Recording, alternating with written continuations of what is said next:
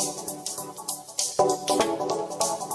morning, greetings, friends, and welcome to The Bright Side, your nutritional program dedicated to the understanding of the vast world of nutrition and nutritional supplementation. I'm your host, Pharmacist Ben, nutritional pharmacist from Boulder, Colorado. I use nutritional supplements where other healthcare practitioners use toxic pharmaceutical drugs and sometimes deadly medical procedures. If you suspect that there are natural nutritional roads to your health and vitality and well-being and to addressing your health challenges, whatever they may be, but you don't know where to begin, you have come to the right place. As you listen to The Bright Side every day, you are more and more in control of your body, you are more and more knowledgeable, and you know you can overcome any health issue. That is why we are here every day on The Bright Side, helping clear up the sometimes confusing world of nutrition and nutritional supplementation. Over the last 33 years of practicing pharmacy, I've seen drug-free recoveries from diabetes, hypertension, obesity, skin diseases like psoriasis, eczema, rosacea, digestive ailments, autoimmune issues of all kinds, recoveries that by the standards of modern medicine can only be called a miracle, but what is in the world of the body, what is in the world of biology, standard operating procedure. Because the human biological system is a healing system. It's a regenerating system. It is designed divinely to heal and renew itself on a moment-to-moment basis, and while some folks may call that a miracle, it really is just the way the body works. If you have questions about health, nutrition, prescription drugs, if you have a health challenge you or a loved one may be dealing with, if you have a comment or success story you'd like to share, 844-236-6010 is our number, 844-236-6010. If you have questions about our Truth treatments, our Truth skin health products, ingredients, formulations, 844-236-6010 is our number, and we love hearing from you on The Bright Side. Please check out our website, brightsideben.com, pharmacistben.com, and criticalhealthnews.com for the longevity products. And don't forget to take a look at our Truth skin health products at truthtreatments.com, truthtreatments.com. Also have a shopping page now, truthnourishment.com. I'm looking for products. If you know somebody who's got products they want to put up on our website, we definitely want to hear from you. Send an email to ben@ksco.com, and we'll get your product up if it's a good product. I'm kind of curating for really high quality products so that, you know, when you go to my website, you'll see not only products you can't find anywhere else, but high quality products. So if you have something like that, or if you're interested in checking out our products, go to truthnnourishment.com. And if you have products, go to send an email to ben@ksco.com. All right. We have been talking about the concept of medicalization and the concept of having beliefs and memes versus mechanisms, and how much we live our lives based on these things and how it just doesn't serve us. Our world is messed up because we are living in a mindset. We're living in a model. We're being told that our world is shaped by conditioning, by commercials and marketing and public relations, and what Edward Bernays called propaganda. Edward Bernays wrote a book called Propaganda back in the 1920s, and back then propaganda wasn't a bad word. The book Propaganda, it's about maybe 120 pages. It's a very thin little book. Edward Bernays is known as the father of public relations, and in the book Propaganda, he talked about how to manipulate large groups of people, how to get large groups of people to do your bidding, basically. And the book was, he didn't write it as a way of, as an evil book. He wrote it to talk about how you make society better. That was his intent. But the point is the technologies that he discussed, the mental technologies that he discussed, got hijacked, got usurped by institutions, by corporations, by businesses. And our world is messed up in many ways because we're locked into a way of thinking because these institutions don't want to change. They don't want to give up their power. Our understanding of the world has advanced into this high-tech paradigm that has us manipulating reality at the atomic level, but we're still playing by 15th and 16th century rules in politics and law and religion. We're living in the past, and the end result is a lot of dysfunction, needless suffering, and it's being perpetuated. The models haven't changed because the power structure doesn't want to lose its power. It's the institution versus the individual. We got to start looking at things differently. We got to look at how we take care of our body differently. If you go to the doctor when you're sick, you're stuck in an old way of thinking. The new way of thinking is to take charge of your health, yourself. Now, obviously, if you need to be stitched up, that's different. And, if you need surgery, you can't do surgery on yourself. And praise God for surgeries. There's a need for medical professionals. But for the vast majority of our health challenges, the inflammation, the pain, the autoimmunity, they tell you they can't do anything, but they still want you coming back. Medicine versus nutrition is the classic example of the institution versus the individual. Nutrition, you don't need anybody for. Medicine, you do.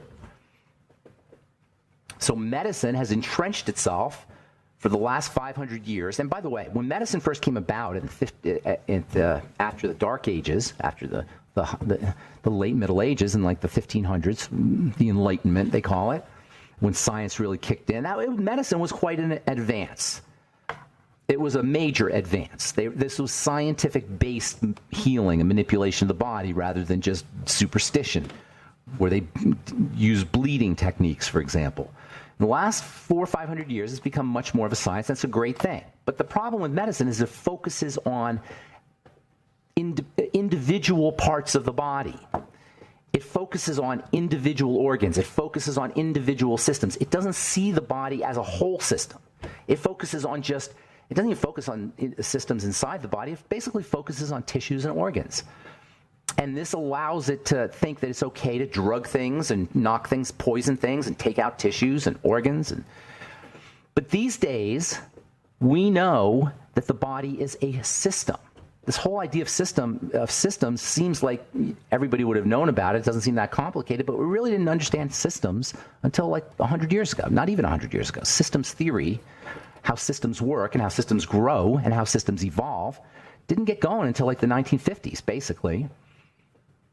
And we're still living in a world of reductionism, of isolation, that is based in the 15th century. And that allows us to drug the body in the most high-tech ways, by the way. Humira and Stelara and the UMAB drugs, if you've ever seen these UMABs, these are the highest of the high-tech of drugs. They're actually antibodies that shoot down proteins in the body. In a laboratory, we can use the body's technology, which is antibodies, against itself to shoot down the molecules of inflammation. That's how Humira works.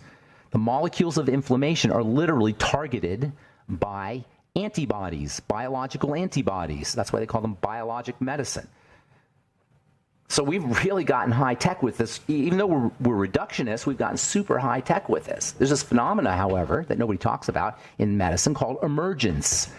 That's where you get a big thing out of a small thing. A beehive is a big thing made up of a bunch of little bees. And the thing about emergence is the big thing doesn't know anything about the small thing, and the small thing doesn't know anything about the big thing that it makes up. That's called emergence. A beehive and an anthill are a classic example. And the cells of our body, by the way, are another example. The individual cells don't know about us, but and also we are a completely different phenomena. The emergent phenomenon is completely different. The ocean is another example, drops of water in the ocean. Point is that there's a big thing that's coming out of all these little parts, and you can't just yank out parts, and you can't just poison parts. And by the way, that's why nutrition works, and drugs don't.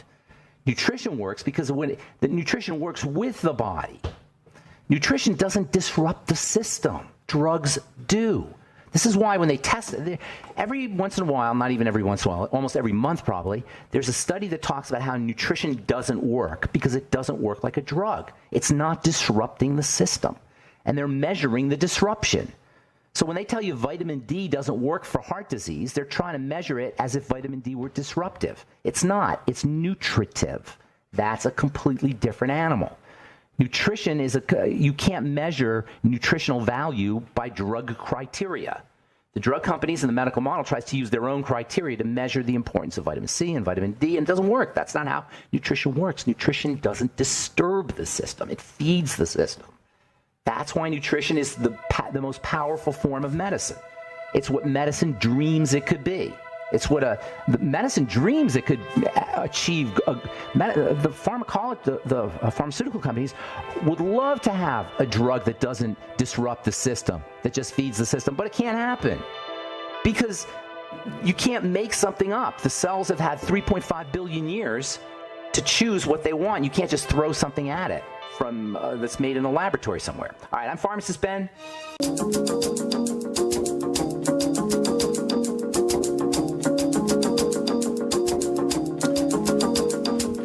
back on the bright side. 844-236-6010 is our number, and we got lines open. 844-236-6010. 866-735-2470 is the phone number for the Brightside Ben phone team. You can also purchase longevity products at brightsideben.com, pharmacistben.com, and criticalhealthnews.com. All right, we are talking about, and truthnourishment.com. Check out truthnourishment.com for all our truth nourishment products, shakes, powders, meal replacements, and herbal tinctures and more. Truthnourishment.com, truthnourishment.com. All right, so let's see here. We're talking medicalization. We're talking about the idea of reductionism, the body as parts, why it doesn't work. Medicalization basically looks at the body as flawed. That's the whole issue. We see the body as flawed. From a nutrition perspective and an alternative medicine perspective, we don't see the body as flawed. We see the body as amazing, especially when it comes to regeneration and healing. The medical model says there's nothing you can do about disease. The alternative model, which is ironic that I even have to say it's an alternative, we consider the viewpoint that the body is an amazing healing and regenerating system to be an alternative viewpoint, because the normal viewpoint is that it's not. The normal viewpoint is that the body is just doomed to break down. It's just doomed to be unhealthy. It thinks of health as a negative. It thinks of health as the absence of disease. It doesn't see the body, health, as an ability to leverage everything that the body brings to the table in terms of healing and growth and regeneration and ability to adapt to the environment, ability to respond to the environment. The body has a responsibility. It has a responsibility to us. It has an ability to respond. Health is based on our choices. Health is based on a lifestyle. And this is true about the inside of our bodies, by the way, as much as the outside. That's why I created my Truth Treatment skin health products. How we take care of our skin is representative of how we take care of our bodies. We take care of what we see rather than what is the cause of what we see. We take care of our high blood pressure rather than the cause of the high blood pressure. We take care of our cholesterol rather than the cause of the cholesterol. We take care of our acne rather than the cause of the acne. We take care of our psoriasis, our dry skin, our rosacea on the symptomatic level rather than the cause. Treating your high blood pressure with a calcium channel blocker or treating your high blood pressure with a beta blocker is like putting zit cream on a zit, or it's like putting moisturizer on dry skin, or taking care of the unpleasant end result of a prior cause. The problems are, if you just take care of the result, the cause is still there. And you're never going to be able to stop treating the result because you're never addressing the cause. It's a foolproof way to sell a lot of moisturizer. It's a foolproof way to sell a lot of drugs. It's a foolproof way to keep a lot of medical professionals employed. Not just doctors, just the whole medical model employed. Because we're never taking care of the cause. We're always taking care of the result. It's misdirection. It's a con game.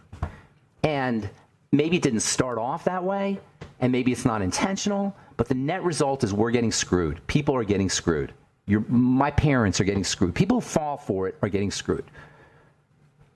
If you just take care of the result, you haven't taken care of the and you haven't taken care of the cause. You're going to be on this endless. You're going to be endlessly interacting with the medical model. And guess what? If you don't take care of the cause, the results are going to get worse and worse. If you don't address the cause, eventually the results are going to get louder and louder. The zits are going to get bigger and bigger. The psoriasis will spread more further around your body. Your dry skin will be more significant. Everything will get worse if you don't take care of the cause. You're going to need more medicine. You're going to need more moisturizers. You're going to need more zit cream. You're going to need more whatever. Medication will not control your blood pressure after a while, or your blood sugar after a while, or nothing will prevent kidney stones or liver disease. Your skin will keep getting drier and drier and drier. You get more and more wrinkles. I like working with the skin because you can get results quickly and visibly. Acne can completely disappear in weeks, less than weeks. In days, you can begin the process. You can begin the process of clearing your skin. If you have psoriasis, if you have acne, if you have rosacea, if you have dryness, you can resolve the condition from the causal level to the result level within days with the skin. And especially if you start mixing in, if you start not only adding things but taking things out, you start eliminating foods.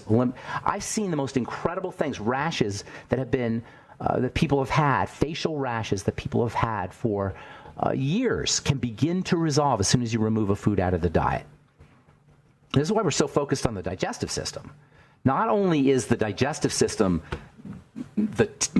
typically, for the most part, the nexus of chronic long-term illness and skin health conditions, but it's an ultimate cause. It's an ultimate cause of everything. Once you make corrections in and adjustments in the digestive system, for the most part, you're going to see results quickly. And this is why fasting is so helpful. Just laying off of food from one day, can dramatically improve fibromyalgia symptoms that have been going on for years, that there's no cure for. There's no even treatment for. There's no treatment for fibromyalgia. Fibromyalgia is an awful, awful condition where you have pain from head to toe. Can you imagine this? Your entire body is one big lump of pain, and doctors can do nothing about it. Hello, it's clearly a blood problem. Anytime something is spread from head to toe, it's a blood problem. How do things get into the blood? Through food. So when you fast and you have fibromyalgia, you feel better. And by the way, there will be people out there who think that they need to keep eating because they have low blood sugar or they'll get tired. Stay in bed for a day. If you're really sick, take a day off and stay in bed. Make no mistake about it, the intestine, or the gut, as we call it, the gut, whenever we say the gut, by the way, we're talking about the intestine, is the key to everything, even if it doesn't seem that way. And it represents our power as individuals over a medical model that just wants to see us as being inherently flawed. And by the way, if you have mental health problems, the digestive system, there's a major brain-gut connection. And psychiatry is notoriously ineffective at treating bipolar disorder and treating mania and treating depression. And, they can pharmacologically numb us out. That they can do. Autoimmune diseases are another one. The immune system lives in the digestive system. The immune system is a digestive structure. Most of the immune system. Clearly, you've got a connection. Fast and watch what happens. If you have ALS, myasthenia gravis, multiple sclerosis, fast. Watch what happens. Read the Walls Protocol. Terry Walls. This really shook up the medical world because she's a doctor and she's an MD and she had multiple sclerosis and her drugs weren't helping her. So you know what she did? She fasted and she got better. We had her on the program a couple years ago. Her book is The Walls Protocol, and everybody with an autoimmune disease needs to read The Walls Protocol. WAHLS. All right, I'm Pharmacist Ben. You're listening to The Bright Side. We'll be back after this.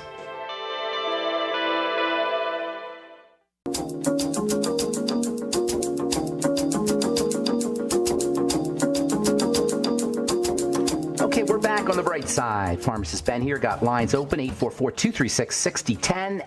844-236-6010 is our number. Check out our website, brightsideben.com, pharmacistben.com, and criticalhealthnews.com for the longevity products. And also click on the Join the Team link if you'd like to start a longevity business. You can also call 866-735-2470. And also want to remind you to check out truthtreatments.com for our Truth Skin Health products and truthnourishment.com for various and sundry nutritional supplement products and a few other surprises at truthnourishment.com. Thank you to Robert Lundgren for setting that up for me. All right, we'll get your calls in a moment. 844-236-6010. If you're on hold, hang tight. This is from the journal Cell Reports. Antibiotics may make you more susceptible to the flu. Antibiotics can make the flu even deadly, according to this article in Cell Reports. Why? Well, what do antibiotics do? They kill gut bacteria. Gut bacteria are our first line of defense for the blood, but they're also a first line of defense for the lungs. And it's the lining of the lungs that communicates to the gut bacteria. The gut bacteria and the lungs talk to each other, according to this article in the journal Cell Reports. So by killing off the good bacteria in the gut, you suppress the immune system in the lungs. Not from the immune system levels, but from the lung level. There's actually interaction between good bacteria and the lungs. This is just another example of why the drug model is flawed. Yes, there's need for antibiotics occasionally, but it's a mixed bag. It's a dual-edged sword, a double-edged sword. If you need an antibiotic, you need an antibiotic, but you don't want to take one unless you absolutely positively need one. According to this article, 80% of those with healthy, when laboratory mice were infected with a flu virus, 80% of the mice survived, but this dropped to 30% of the ones who were given an antibiotic. So in other words, if you got an antibiotic, your rates of surviving a flu infection went from 80% to 30%. But you don't need statistics, you don't need studies, you don't need articles, you just need to understand how these things work. Guess what? Now vitamin D is going to be a new hormone that you can get a prescription for. And pharmacists won't be making you vitamin D products and vitamin D creams. That's according to an article in Pharmacy Times. Yes, vitamin D is a hormone. That's absolutely true. But you're not supposed to get it from a pharmacy. You're supposed to get it from the sun. But our heliophobia, our terror of the sun, has deprived us of the ability to, has deprived us of the most important way we trigger the production of vitamin D in the skin. Vitamin D is made in the skin from cholesterol. In fact, vitamin D is cholesterol, and vitamin D is also a hormone. Cholesterol is a precursor to hormones. And that doesn't quite say it with enough impact. So I just say cholesterol is hormones. Yes, they're tweaked. The cholesterol molecule is tweaked. A little bend here, a little additional atomic structure there. But basically, cortisol and estrogen and testosterone and vitamin D and progesterone and DHEA and pregnenolone are all cholesterol. And you need cholesterol. And taking a statin drug, in light of the fact that cholesterol is so unbelievably important, is the ultimate example of drinking the Kool-Aid. The ultimate example of buying into the medical model. The ultimate example of not being a critical thinker. Of just doing what we're told. Statin drugs and drugs like Nexium and, well, it's not Nexium, Mevacor. These statin drugs, Zocor, they're a huge percentage of the 4 billion prescriptions served in this country are statin drugs. Probably the largest percentage of drugs are statin drugs. All right, 844-236-6010 is our number. Let's go to, got lines open, by the way. Let's go to Carolyn in Washington and say good morning. What's going on, Carolyn? How you doing? Hi, I'm doing good, thanks. I have two questions. My first one, really quick. Baking powder. A friend said she's going to put it in a drink this morning because it has electrolytes and minerals. You sure she didn't say baking? You sure she didn't say baking soda? No, she said powder. Usually people use baking soda, that's sodium bicarbonate. Baking powder, I think, has got tartaric acid in it, if I'm not mistaken. I'm trying to think of what the difference is between baking soda and baking powder is, but it's basically sodium bicarbonate in addition to it. No, there is bicarbonate is an electrolyte, and that might be what she's talking about, and sodium is an electrolyte. Is that what she's talking about? Well, she just said that the baking powder would give her the electrolytes she's looking for with water. No, it's got 2 electrolytes. I think she's thinking baking soda, and baking soda is 2 electrolytes. That's true, but it won't give her all her electrolytes. It'll give her some sodium and bicarbonate. And bicarbonate is a very interesting electrolyte, by the way, that you don't hear a lot about. And sodium bicarb for folks who have pancreatic problems can sometimes help. Folks who are very acidotic. Has a neutralizing power for acid. I'm pretty sure baking powder is tartaric acid or cream of tartar, actually. And so basically she's talking about sodium and bicarbonate. So you get 2 electrolytes, but not all of them. Well, I don't quite follow. Do you say it's good or bad? Or should she just switch to soda? First of all, I'm going to say there's miscommunication somewhere because it's baking powder, not baking soda. Right. Okay. Either she's getting the wrong idea, got the wrong information, or you're transmitting it to me wrong. Either way, it's baking powder, and baking powder is sodium bicarbonate. And yes, it can be helpful, absolutely, especially to people who have pancreatic issues, or just as an overall tonic. If you're acidotic, it can neutralize acid if you're producing lots of acid. So yes, there's some benefit to it. There's a guy named Dr. Mark Sircus, Sircus, who writes a lot about it. You might want to Google his information. But in my opinion, yes, it can be beneficial. But you want to make sure you're not taking it with your foods, because it will neutralize your stomach acid. So make sure you take it between meals, not with meals, or a little bit after a meal maybe. If you want to support the pancreas, maybe like a half hour, an hour after a meal, as the food is dropping into your intestine, the baking soda can help you. So maybe an hour after a meal. It's not a bad idea. I wouldn't say it's essential, but it's not a bad idea. The baking powder. Baking powder, correct.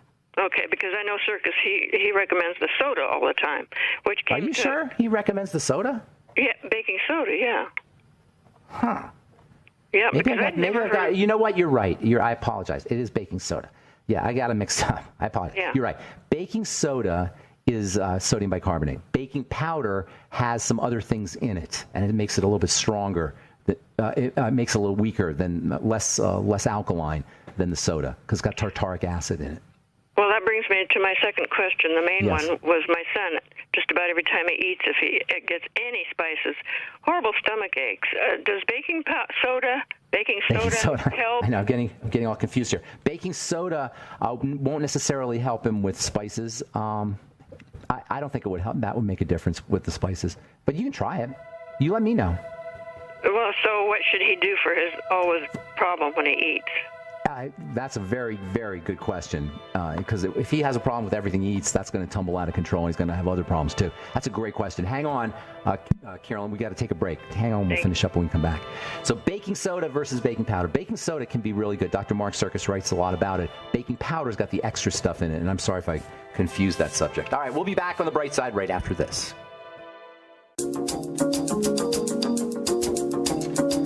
Okay, we are back on the bright side. 844-236-6010 is our number. Got lots of lines open for you, and we are talking about baking soda versus baking powder. Kind of messed that up, that last segment there. Baking soda, good. Baking powder, it's weaker than baking soda, and it's got a lot of other things in it. So your son, every time he eats, what kind of food, Carolyn? Mostly any, but he's really staying away from spices. That sets him off. But any food will cause digestive distress? Yeah, he's getting that way. How old is he? 40. How's his skin? Nice skin. Nice skin? Good. That's all good. Okay, so everything he eats causes him discomfort. How soon after he eats? 45, actually. Just shortly after. Okay, so that would be more of a stomach problem, like within minutes you're talking about? Yeah. Yeah. Okay. So that's more of a stomach problem. I would assume that does he have any indications like ulceration or ulcers or anything like that? Has he been diagnosed? Anything? No, he hasn't been to the doctor. I don't know necessarily that I would go that far, because he'd be in severe pain. But the best thing he could do is just isolate problem foods, specific foods. Now, if he's eating spicy foods and having that problem, it's not necessarily uncommon. Maybe. No, he avoids them high time. What do you mean by spicy, though? Hot? Oh, chili pepper. Yeah. Okay. Now that's might not be able to tolerate that, but I'd be more just concerned if, like, when he eats bread, does he have problems that way? Like, he feels discomfort there? Or, we want to know what kind of foods you're talking about. Yeah, I don't think so. I think he's just mainly avoiding anything that's kind of unusual that might have spicy or. He has no other health problems? Not really that I know of. Well, he was a roofer once and said his right arm kind of goes numb and tingly once in a while, but he blames it on the roofing. Spicy foods is not necessarily that doesn't necessarily indicate that he's got a health issue. If he doesn't have any other health problems, but I'd be more concerned, like you say, everything he eats causes him pain. Well, he's in. Yeah, it seems like so often when he eats, he if he's not really, really careful to avoid anything spicy. Well, forget the spicy, because spicy is spicy. You know, I'm talking about regular foods. Does he have pain after he eats all kinds of foods? He can't or is it a eat, spicy food? He can't eat tomatoes. Okay, you know, none of these are. If he's healthy, I wouldn't say that there's anything significant going on. Tomatoes can be a problem for a lot of people. Well, you know, tomatoes used to be considered a poisonous vegetable. Did you know that? It was only until I knew that, but they found out they weren't. Then they found out they weren't. Right, exactly. But I mean, they're part of the nightshade family, and they do have some powerful medicine in them. A lot of folks who have like rheumatoid arthritis or autoimmune issues have to stay away from tomatoes, the nightshades in general. But that doesn't sound like he's got if it's just spicy foods and tomatoes and he's healthy, I wouldn't worry about that too much. So do you recommend baking soda or hydrochloric acid? Hydrochloric acid and baking soda are both important. Here's how the digestive system works. In the stomach, you got acid, right? That breaks up the protein and improves the absorption of minerals and B vitamins and such. Excuse me. And then when that acid food, the food combined with the hydrochloric acid, drops into the intestine, it gets hit with baking soda and bile. And that baking soda and bile hit that it takes when it drops into the intestine from the stomach liberates certain nutrients. If you don't have that baking soda burst, if you have a pancreatic problem, that's typically what it involves, or if you don't have a surge of bile, if you had your gallbladder taken out or you got sludgy bile, you're not going to get that same kind of acid-base reaction, and you're not going to liberate the nutrients, and you're going to end up malnourished. Not to mention that toxins can start to build up. Are you saying that the body produces baking soda, or is this what you add? No, the body produces baking soda. Oh, okay. Baking soda, what we call baking soda, not baking soda exactly. Well, maybe, baking soda, sodium bicarbonate. Baking soda is sodium bicarbonate. A piece of sodium, like sodium chloride, you've heard of that, and a piece of bicarbonate. And yes, the pancreas makes it. And that is an important mechanism for the digestive system to be able to liberate foods. It also has, as I was saying earlier, it has an alkalinizing effect. It has a neutralizing effect on acid in the body. This is what Dr. Serkis talks about. It neutralizes excessive acids. Now, if you're making excessive acids, that means you got a problem, and that needs to be corrected. But in the meantime, sodium bicarbonate can make you feel better because it can neutralize some of that excess acid that's floating around in the blood. And if you have a pancreatic issue and you're not making enough sodium bicarb, using sodium bicarb a half hour or so after meals, 45 minutes after meals, can help you digest your food, can help you get more nutritional value from your foods. Is that like a half a teaspoon? Yeah, a quarter teaspoon. Not a lot. Okay. Yeah, does that make sense how I explain that? I mean, bicarb is very, very important stuff in the body, and a lot of people don't make it, and this is don't make them as much of it as they should. So would that mean automatically you have a pancreatic problem if you're not making enough? Probably. I would say that's a good bet. If you're not making enough sodium bicarbonate, you got a pancreatic issue. And remember, the pancreas is doing a couple things. Pancreas is not just it's not only making baking soda or sodium bicarbonate, it's also helping you process sugar. Or making insulin, I should say. So when it's making insulin, if it's off doing its duty making insulin, it may put stress on the organ, and you may not be able to make as much bicarbonate. The pancreas also makes digestive enzymes. In addition, very important digestive enzymes. It makes bicarbonate, pancreas is unbelievably important. It's the main source of of enzymes in the body, digestive enzymes especially, and it also makes bicarbonate, and it also has insulin-making cells. And when you have pancreatic cancer, that's the most deadly form of cancer. Right. I've heard that. Largely because of all those enzymes and all the activity that that's going on in the pancreas. And we don't really appreciate our pancreases, if that's the right word, as much as we should. I call it the Mr. Cellophane of the body, because it's like, it's transparent. We see right through it. We don't appreciate it. Poor little pancreas. Except if you ever had pancreatic pain, pancreatitis, you would sure appreciate it. That's an awful, awful, painful condition, and that's caused by an overworked, toxic pancreas. I had read years ago and kind of avoided baking soda because I read that it kills B vitamins. Have you ever heard that? No, it doesn't kill B vitamins. Okay. You know what it does, though? I think this might be what you're referring to. You need acid for the B vitamins, and it neutralizes acid. So that's why I'm saying you don't want to take your bicarb with meals, because you don't want to disrupt any of the acidification processes that go on in the stomach. That acidification in the stomach is really important. That's why I always say use apple cider vinegar with your enzymes. Acidification activates the enzymes in the stomach. You have enzymes that are activated by acid, and you have enzymes that are activated by alkaline. The enzymes that are activated by acid need hydrochloric acid or apple cider vinegar as a kind of substitute, a weaker substitute, but a substitute.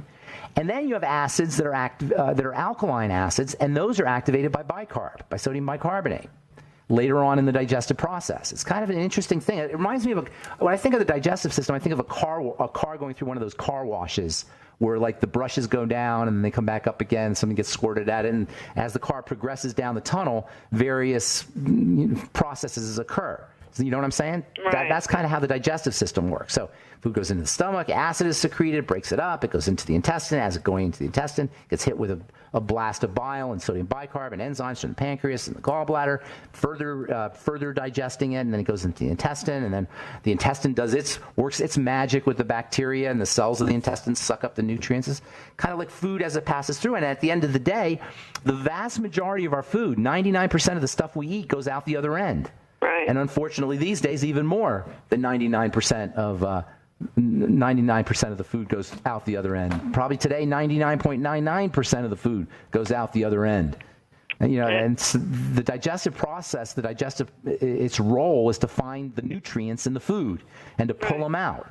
Right. And unfortunately, there's not a lot of nutrients. And this is why supplementation is so important, because supplements are dense. There's lots for the body to pull in. The body doesn't have to filter through a bunch of muck to find the precious little gem of B vitamin or of magnesium amongst all that food that it's been processing. With Beyond Tangy Tangerine, it's drenched with, the liquid is drenched with nutrients. Those nutrients all get sucked in. There's no digestion required at all. No bile, no enzymes, no sodium bicarb, none of that stuff. That's why people get such quick results with the Beyond Tangy Tangerine. And that, for better or worse, if you take too much Beyond Tangy Tangerine, you may get some diarrhea because the body can't handle all that nutrition. But either way, you're going to get quick results because you bypass the digestive system. And this is why frail people, folks in nursing homes, folks recovering from surgery, folks who are just broken down in any way, diseased in any way, will get tremendous benefits from Beyond Tangy Tangerine. That's why I talk about it so much. All right. Thanks for your call, Carolyn. Appreciate it. And thanks for listening to The Bright Side. Please check out our websites, brightsideben.com, pharmacistben.com, or criticalhealthnews.com for the longevity products. To join the team link, you can also call 866-735-2470 and take a look at truthnourishment.com for our Truth Nourishment products and truthtreatments.com for our Truth Skin Health products. I'm Pharmacist Ben. Have a wonderful, beautiful, awesome, spectacular day. We'll talk to y'all later. Bye for now.